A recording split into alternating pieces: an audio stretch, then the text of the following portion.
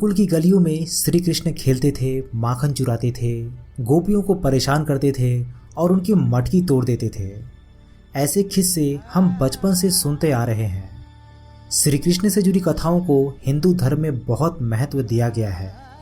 जहाँ भी श्री कृष्ण से जुड़े मंदिरों की बात आती है तो मथुरा का द्वारकाधीश मंदिर और वृंदावन का बांके बिहारी मंदिर सबसे ऊपर आता है। लेकिन क्या आप जानते हैं कि श्री कृष्ण के बचपन से जुड़ा एक मंदिर बहुत प्रसिद्ध है। ये है गोकुल का नंद भवन मंदिर, जिसे 84 खंबा मंदिर भी कहा जाता है। गोकुल का ये प्रसिद्ध श्री कृष्ण मंदिर कई टूरिस्ट और श्रद्धालुओं को अपनी ओर आकर्षित करता है। जिस तरह मथुरा के द्वारकाधीश मंदिर और वृंदावन के बांके बिहारी मंदिर में जाने के लिए तंग गलियों से गुजरना पड़ता है, उसी तरह गोकुल के इस मंदिर का रास्ता भी है। इस मंदिर के पास एक यशोदा भवन भी है। माना जाता है कि इस भवन में बलराम के जन्म के बाद यशोदा कुछ समय के लिए रही थी। मान्यताओं के अनुसार इस मंदिर में भगवान श्री कृष्ण का बचपन बीता था। नंद बाबा और माँ यशोदा के साथ श्री कृष्ण इसी घर में रहा करते थे। इस मंदिर में कृष्ण का बाल रूप मौजूद है। यहाँ कई मूर्तियाँ रखी हुई है, जिनमें से एक मूर्ति के बारे में ये कहा जाता है कि वे जमीन से अपने आप ही निकली थी। इस मंदिर के पास एक गौशाला भी है। इस मंदिर को नंद भवन, नंद महल और 84 खंबा मंदिर जैसे कई नामों से जाना जाता है। इस मंदिर का नाम 84 खंबा मंदिर इसलिए रखा गया क्योंकि ये 84 खंभों पर टिका हुआ है। मंदिर की दीवारें कृष्ण की तस्वीरों और पेंटिंग से भरी पड़ी है और कृष्ण के बचपन से जुड़े कई किस्से इन दीवारों के जरिए आप यहाँ पर देख सकते हैं। नंद बाबा के मंदिर से जुड़ी एक कहानी बताई जाती है, जिनमें कहा गया है कि भगवान श्री कृष्ण अपने माता पिता को 4 धाम की यात्रा का सुख गोकुल में ही देना चाहते थे। इसीलिए उन्होंने भगवान विश्वकर्मा से कहा था कि उनके घर में 84 खंबे लगा दे। इस पर विश्वकर्मा जी ने कहा था कि इन खंभों को कलयुग में कोई गिन नहीं पाएगा। इसीलिए ये मान्यता चली आ रही है कि अगर आप इस मंदिर के दर्शन करेंगे तो यहाँ पर आपको 4 धाम की यात्रा का फल मिलेगा और साथ ही साथ आप इस मंदिर के खंभों को कभी गिन नहीं सकते। मान्यता है कि यहाँ या तो एक खंभा ज़्यादा गिनती में आ जाएगा या फिर एक खंभा कम। अब आप सोचेंगे कि आखिर इस मंदिर में 84 खंभे ही क्यों हैं? तो इसका जवाब उन पौराणिक कथाओं में मिलता है जो इस मंदिर की स्थापना के बारे में बताती है। मान्यताओं के अनुसार क्योंकि हिंदू धर्म में 84 लाख वर्णों का जिक्र है, जिनसे होकर गुजरने के बाद जीव को मनुष्य रूप मिलता है, इसीलिए इस मंदिर में 84 खंभे लगाए गए हैं जो पूरी संसार में मौजूद जीवन के बारे में बताते हैं। इस मंदिर तक पहुंचने के लिए पहाड़ी पर थोड़ी सी चढ़ाई करनी पड़ती है।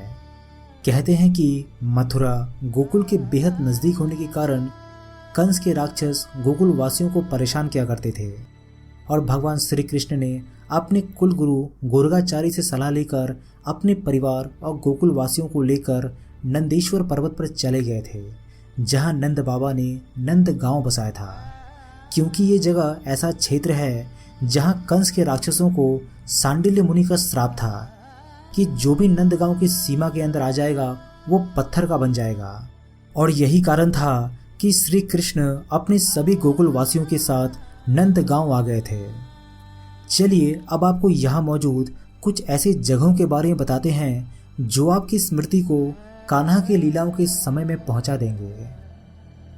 यहाँ एक वन है जिसे हव वन कहते हैं।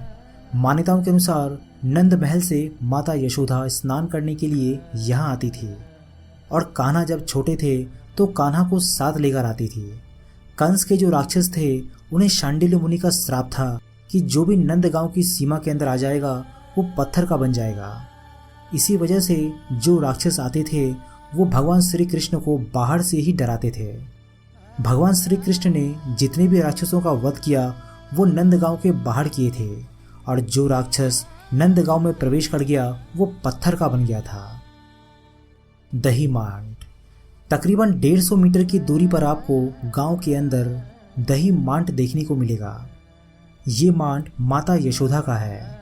इस मांड की गहराई करीबन 7 फीट के करीब है और ऐसा कहा जाता है कि माँ यशोदा इस मांट में दूध और दही रखा करती थी। माता यशोदा के पास ऐसे 7 मांट थे, जिनमें से 6 को भगवान श्री कृष्ण ने माखन मिश्री प्राप्त करने के लिए तोड़ दिया था, और ये बचा हुआ 7वां मांट है जो आज तक माता यशोदा की निशानी के रूप में यहाँ बचा कर रखा गया है। गाय के खूंटे। करीबन 500 मीटर की दूरी पर नंद भवन के तीसरे रास्ते पर स्थित है 2 गाय के खूंटे। मान्यताओं के अनुसार नंद बाबा की जो गाय थी वो इन 2 खूंटों से बंधा करती थी। तब से लेकर आज तक ये खूंटे आज भी नंद गांव में निशानी के तौर पर मौजूद है।